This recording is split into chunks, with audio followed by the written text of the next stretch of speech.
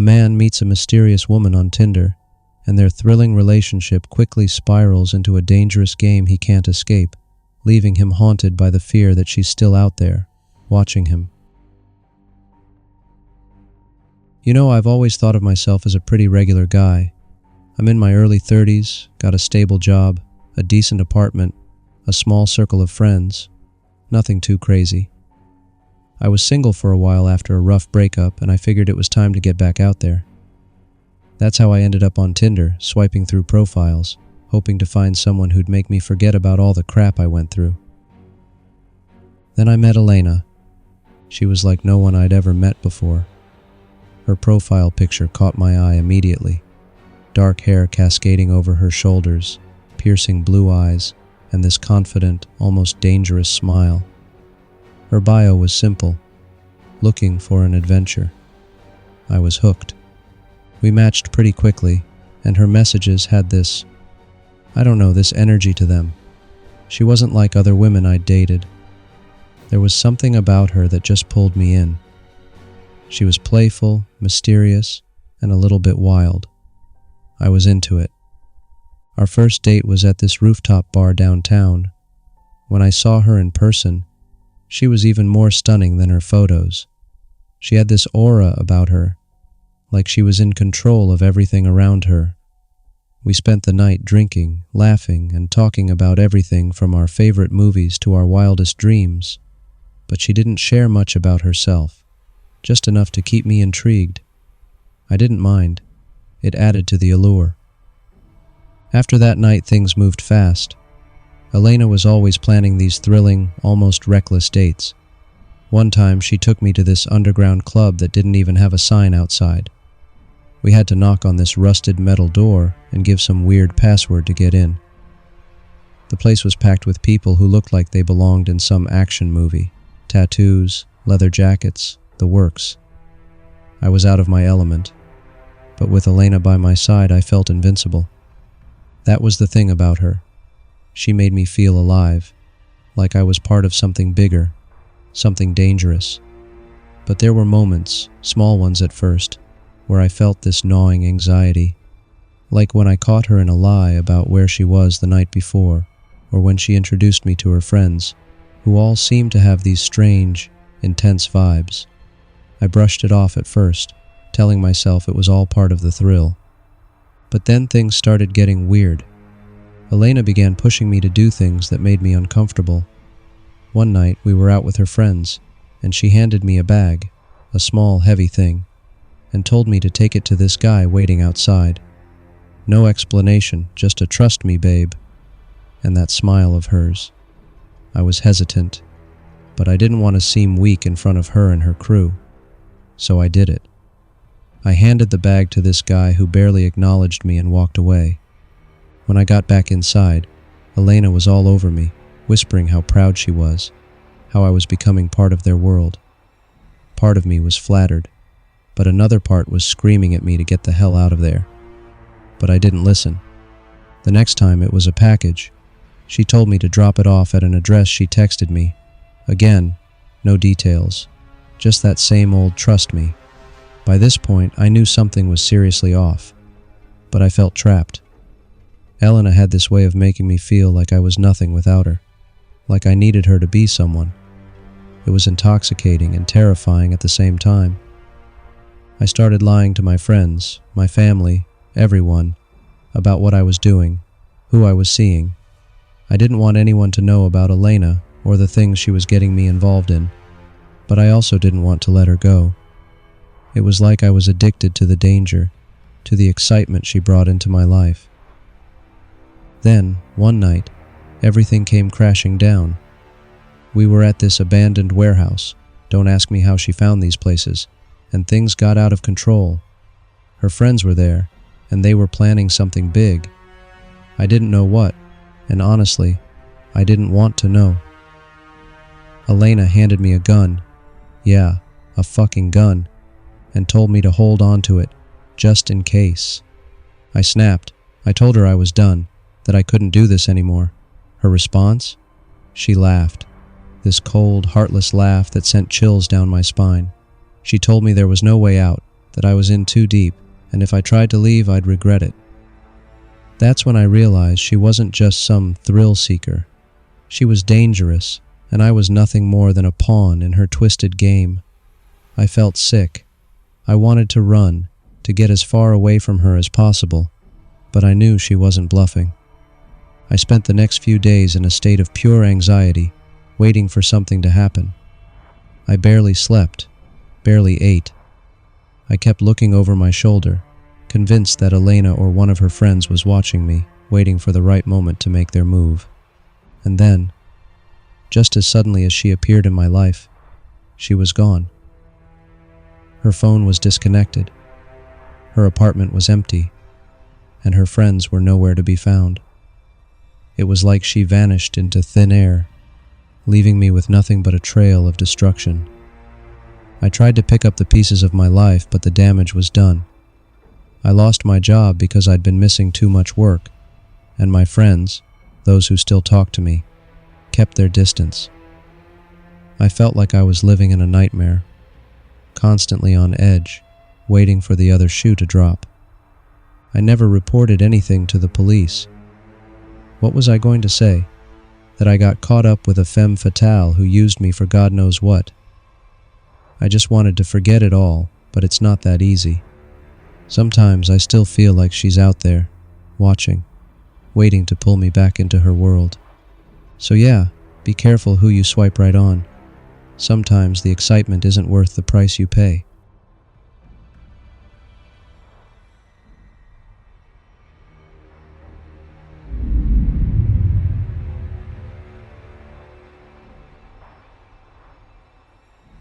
A man, lonely after a bad breakup, tries online dating and connects with a seemingly perfect woman. When they plan to meet, she vanishes, and he's confronted by a stranger who drags him into a nightmare of physical and psychological torment. Subscribe to our channel for spine-chilling, real-life scary stories that will keep you on the edge of your seat. You won't lose anything, but you'll gain thrilling tales and a community of fellow horror enthusiasts. Join us if you dare. You know, I've never been the kind of guy who goes out much. I'm 28, work in IT, and honestly, I've always been a bit on the introverted side. My friends are mostly co-workers, and they're great, but they've got their own lives. After my last relationship ended, a pretty bad breakup, I wasn't really interested in dating for a while, but after a few months, the loneliness started to creep in. I'd get home from work, sit down to dinner alone, and realize how empty my apartment felt. That's when I decided to give online dating a shot. I signed up for Tinder, half hoping, half dreading what I might find. I've heard all the horror stories about catfishing, but at the same time, I figured I was smart enough to spot a fake profile.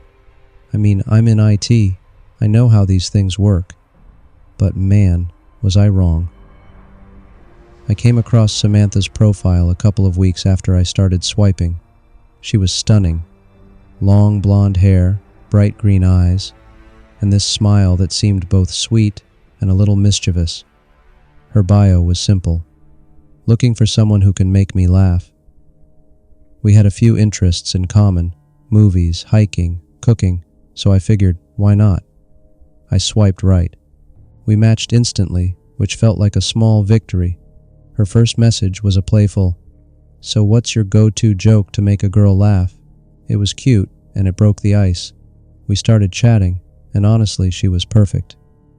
The conversation flowed easily, and she seemed genuinely interested in getting to know me. It felt like we clicked right away, which was rare for me.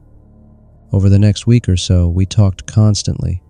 She was quick with responses, always had something witty to say, and seemed really interested in my life. I'll admit, I started to catch feelings pretty quickly. I mean, it's not every day you meet someone who seems to get you on that level, right? I was careful though, still wary of how fast things were moving. But every time I hesitated, Samantha would say something that put me at ease, something that made me think, maybe this time it's real. Eventually, she suggested we meet up. I was nervous, but excited. We'd been talking so much that it felt like I already knew her, but there was still this thrill of finally seeing her in person. She suggested we meet at this small, out-of-the-way bar that she said was her favorite. I'd never heard of it, but she said it had a great vibe and wasn't too crowded. I agreed, thinking it would be a nice, intimate spot to get to know each other better. The day of our date, something felt off, but I couldn't put my finger on it. It was just this vague sense of unease, like something was about to go wrong. I chalked it up to nerves and decided to push through. I got to the bar about 10 minutes early, figuring I'd have a drink while I waited for her. But when I walked in, the place was practically empty. The bartender gave me a nod, but other than that, it was dead silent. I texted Samantha to let her know I'd arrived. No response. I waited a few minutes, then tried again. Still nothing. After about 20 minutes, I started to get worried. I checked her Tinder profile, but it was gone. Just disappeared, like she'd never existed. Panic set in. I'd been so careful, but somehow I'd let my guard down. Something was seriously wrong. I was about to leave when I felt a tap on my shoulder. I turned around, half expecting to see her, but instead there was this guy, tall, built, with this menacing look in his eyes. He smiled, but it wasn't a friendly smile. "Jason, right?" he asked. My heart dropped into my stomach. How did he know my name? Before I could respond, he grabbed my arm hard. "Samantha couldn't make it, but she sent me to keep you company," he said, his voice dripping with sarcasm. I tried to pull away, but his grip tightened. My mind was racing, trying to figure out what the hell was going on, but nothing made sense. All I knew was that I needed to get out of there. He dragged me toward the back of the bar, where there was a door leading to a dimly lit alley. I tried to fight him off, but he was way stronger than me. As soon as we were outside, I felt a sharp pain in the back of my head, and everything went black. When I came to, I was in some kind of basement, cold, damp, and dark. My head was pounding, and I could feel blood trickling down the back of my neck. My hands were tied behind my back, and my legs were bound to the chair I was sitting in. Panic washed over me as I realized I was trapped, completely at this guy's mercy. He was standing in front of me, holding my phone. "Samantha's been having a lot of fun with you, Jason," he sneered. "But now it's my turn." He started scrolling through our messages, reading them out loud in this mocking tone. I felt sick, realizing how easily I'd been duped. What followed was hours, maybe even days, of pure hell. He didn't just hurt me physically, though that was bad enough. He played these twisted mind games, making me think I had a chance to escape, only to crush that hope at the last second. He'd leave me alone in the dark for what felt like forever, then suddenly burst in, screaming, throwing things, making sure I was always on edge, always terrified. He never told me why he was doing this. He didn't ask for money, didn't seem to have any personal vendetta against me. He was just enjoying it. It was like he got off on the fear, the pain, the helplessness he could see in my eyes. Eventually, I don't know how long it took, but he just let me go. He untied me, shoved me out of the door, and told me to run. I stumbled out of there, bruised, bleeding, and completely broken. Somehow I made it to a main road, flagged down a car, and got to a hospital. I didn't tell the police the whole story. I couldn't. I was too ashamed, too scared that they wouldn't believe me or that he'd come back for me if I said too much. I just told them I was mugged and left it at that. Since then, I've been a wreck. I can't sleep, can't eat, can't trust anyone. Every time my phone buzzes, I jump out of my skin. I deleted all my social media accounts, changed my number, even moved to a new apartment. But the fear never really goes away. I keep thinking he's out there, watching, waiting for the right moment to strike again. So, yeah, be careful out there. It's way too easy for someone to hide behind a fake profile, to lure you in with sweet words and pretty pictures, only to turn your life into a living nightmare. Trust me, I learned that the hard way.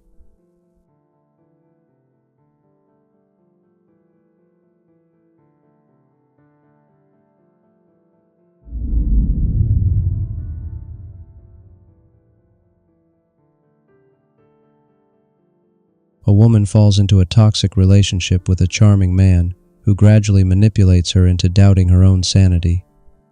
Through gaslighting and isolation, he exerts control over her, but she eventually realizes the truth and escapes, though the psychological scars remain. I never thought I'd be the kind of person to end up in a situation like this. You know, the kind of story you hear and think, that could never happen to me. But it did, and I'm still trying to figure out how I let it get so far. It all started innocently enough. I met Andrew through some mutual friends at a party. He was charming, smart, and honestly, he made me feel like I was the only person in the room. I know, it sounds cliche, but that's how it was. He had this way of making you feel special, like you were the most important thing in his life. Things moved fast, too fast, in hindsight, but at the time, it felt right. We were inseparable within a few months. I thought I'd found the one. My friends were a bit skeptical. They said things like, "Don't rush it, Megan," or "Are you sure about him?" I brushed them off. I mean, they didn't know him like I did. Or at least, that's what I told myself. The first sign that something was off was small, almost unnoticeable. Andrew would tell me I'd said or done something I didn't remember at all. At first, I thought it was just a simple misunderstanding. Maybe I really had forgotten. But then it started happening more often.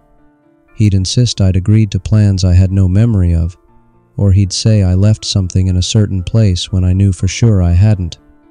Little things like that. I started to doubt myself. Maybe I was just stressed or tired. I mean, who doesn't misplace their keys or forget a conversation here and there? But Andrew would get this look, this mix of concern and frustration, like he was disappointed in me. It made me feel incompetent, like I was losing my grip on things. The gaslighting got worse over time. Andrew would tell me things like, "You're too sensitive, Megan," or "You're just imagining things." If I ever tried to stand up for myself, he'd twist my words around until I felt like I was the one in the wrong. It got to the point where I didn't trust my own memory anymore. I started questioning everything. Andrew's behavior wasn't just about confusing me. He began isolating me from my friends and family. At first, it was subtle. He'd make offhand comments about how they didn't really understand me, or how they were too critical of our relationship. Then it escalated. He'd pick fights with my friends when we were out together, or make me feel guilty for wanting to spend time with them instead of him. Before I knew it, I was hardly seeing anyone outside of Andrew. I wish I could say there was a single moment when everything clicked, but it wasn't like that. It was more like a slow, creeping realization. The doubts that had been nagging at the back of my mind grew louder. I started noticing the patterns. How Andrew would contradict himself. How he'd insist on things that clearly weren't true. I was losing myself, bit by bit, and I didn't know how to stop it. One day, out of sheer desperation, I started keeping a journal.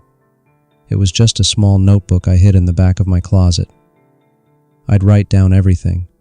Conversations, arguments, things Andrew said I did or didn't do. At first it felt ridiculous, like I was overreacting. But as I looked back at the entries, I began to see the pattern. I wasn't going crazy. Andrew was manipulating me, controlling me, trying to make me doubt my own mind. The day I decided to leave was one of the hardest of my life.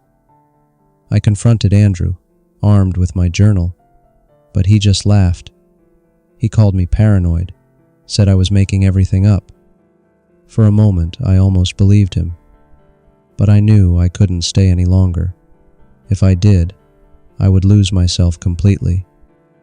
It's been years since I left Andrew, but the scars are still there. I'm still learning to trust myself again, to believe in my own reality.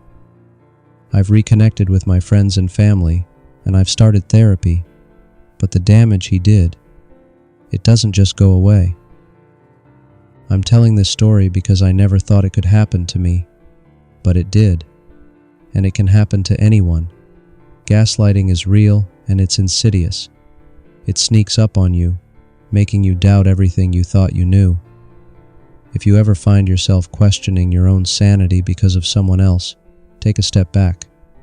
Write things down, talk to someone you trust, and don't let anyone make you feel like you're losing your mind. I'm still picking up the pieces, but I'm getting there, and I won't let anyone take control of my life again.